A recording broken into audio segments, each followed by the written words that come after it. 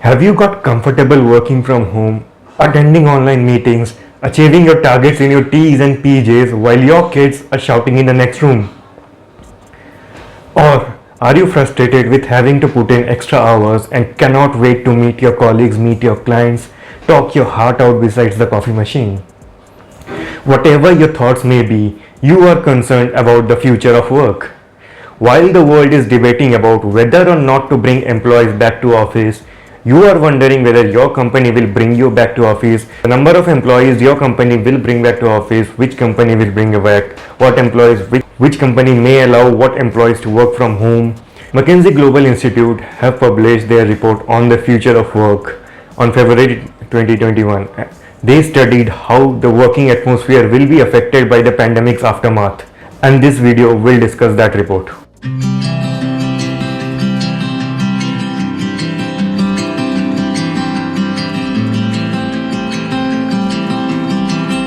Hello everyone, this is Devayan and welcome to my channel.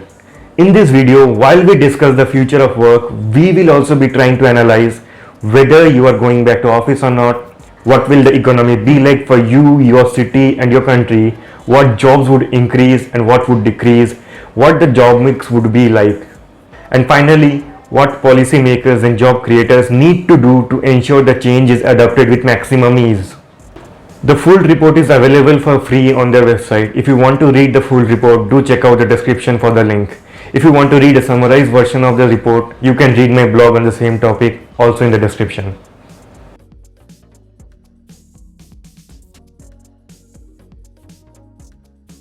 The study worked on 4 groups of work, namely leisure and travel, on-site customer interaction, computer-based office work, and production and warehousing. The division is based on the amount of proximity required for performing the works.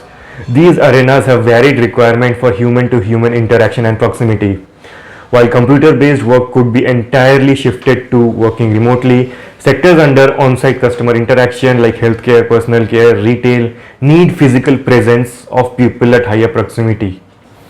The arenas of work for consideration in the decreasing order of proximity required include medical care, personal care, on-site customer interaction, leisure and travel, home support, indoor production and warehousing, computer-based office work, classroom and training, transportation of goods, outdoor production and maintenance. For the study, MGI considered 8 countries for their sampling. These countries are China, France, Germany, India, Japan, Spain, the UK and the United States. These countries cover almost 50% of the world population and 62% of the world GDP.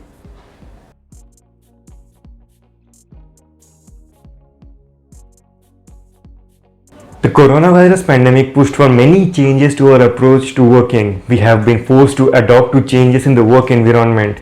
Our consumer behavior needed change at personal level and we depended more on getting things delivered. We avoided going out to the extent possible. The report says that the adoption of newer technologies sees a sharp discontinuity between pre- and post-pandemic times.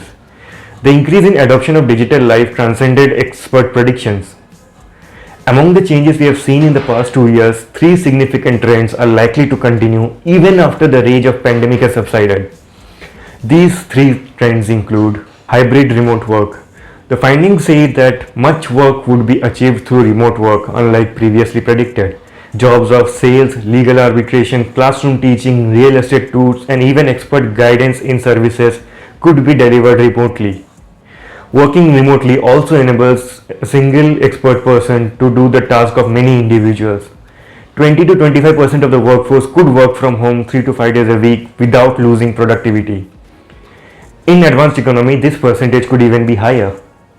Business travel may see a dip from pre-pandemic levels reduced by about 20%. Second, delivery economy. The share of e-commerce sales grew 2 to 5 times from its earlier levels.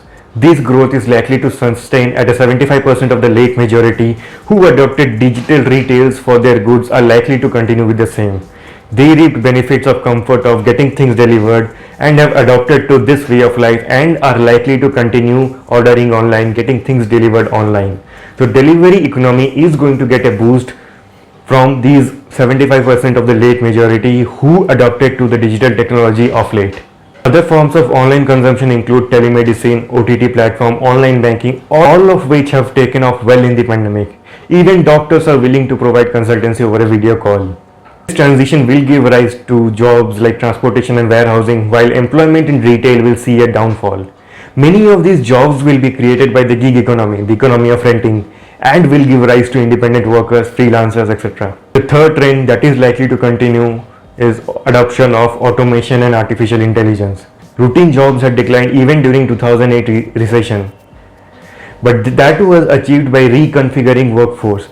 In this pandemic, in this recession, the decline in regular jobs will be because of adoption of newer technologies, because of investment, because of the companies that will keep investing on newer technologies, adopting newer technologies to do mundane work that was done by human beings. Companies will keep on investing in automation and adoption of artificial intelligence.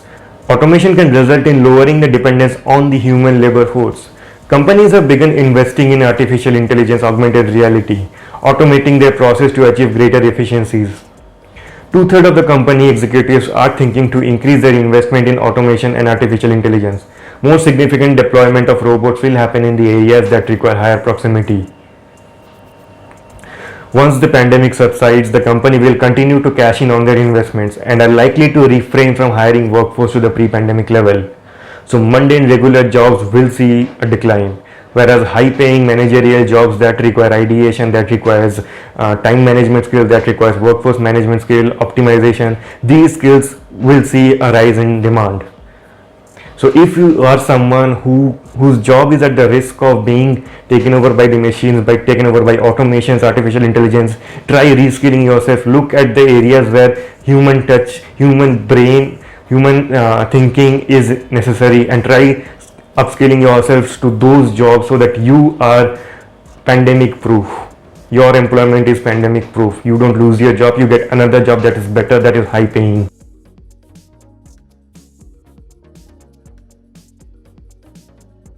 The change in economic trends will have many socio-economic repercussions that need to be taken care of in advance at personal, corporate and governance level to ensure that the shocks are well absorbed and smooth transition happens. There will be changes in the pattern of migration. The increase in adoption of remote work would stop the urban migration and migration into bigger cities of labor. There may also be cases of reverse migration, as the workforce may prefer working from their hometown. This scenario emerged in United States, where the residential rents in bigger cities decreased while that of suburbs and smaller towns increased as the demand for rental homes changed. The gig workforce will increase. Many independent workers will take up jobs and companies will prefer them over hiring employees. The independent force could do multiple jobs without being exclusively attached to one company. There will be an increase in their income and savings for the companies. The most significant change will emerge in the mix of employment. As discussed in the previous section, the AI and digital adoption will render many manual laborers unemployed, while in certain areas like healthcare work, transportation, etc., the jobs will rise. The report predicts that there will be a decline in low-paying jobs and there will be a rise in high-paying jobs. There will be a fall by 4.3 million in the requirement of customer service jobs in the US, and transportation will see a rise in demand professionally by 800,000. Need of the hour is to achieve retraining of workforce to make everyone employable.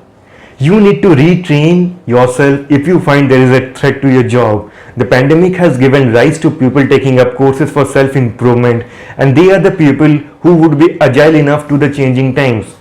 But not everyone would be privileged enough to have the right exposure to training. There are steps that needs to be taken to ensure smooth reskilling, and there are steps that needs to be taken to reduce the digital divide that the pandemic has caused.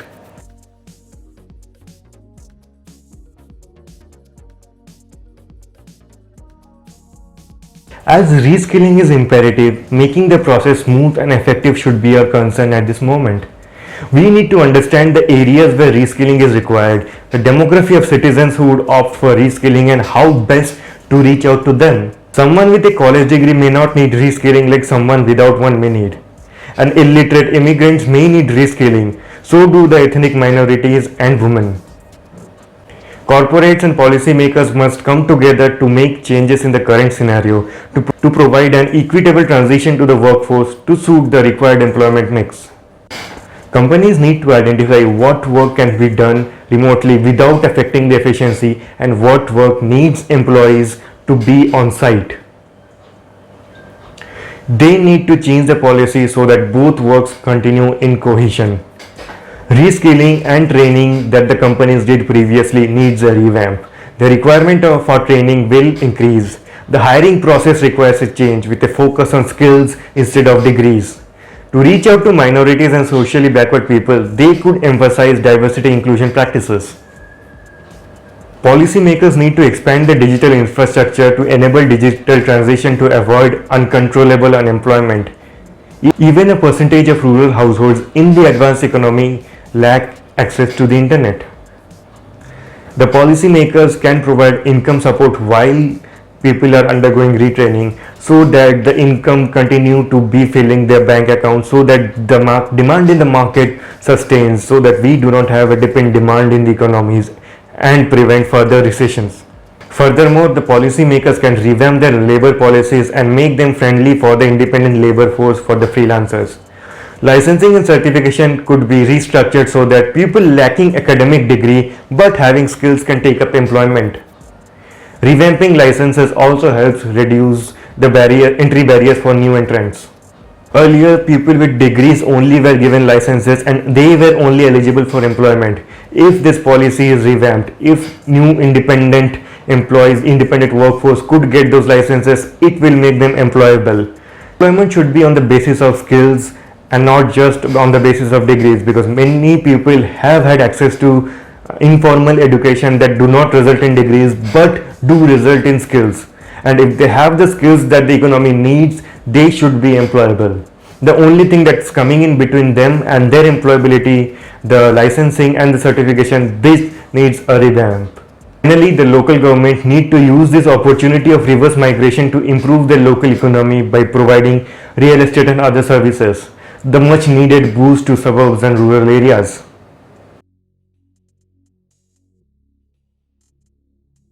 So according to the report, if your job is among those that require proximity and cannot be done online, you may be called back. On the other hand, if you have a computer-based job, you may be allowed to work from home. The reason I say maybe is because your future of work also depends on your company. The report suggests what majority of the companies would do, what the shape of economy will be. That does not mean your company is going to follow the majority. So while you're readying yourself for the future, also keep a tab on what your management thinks about the culture of working from home.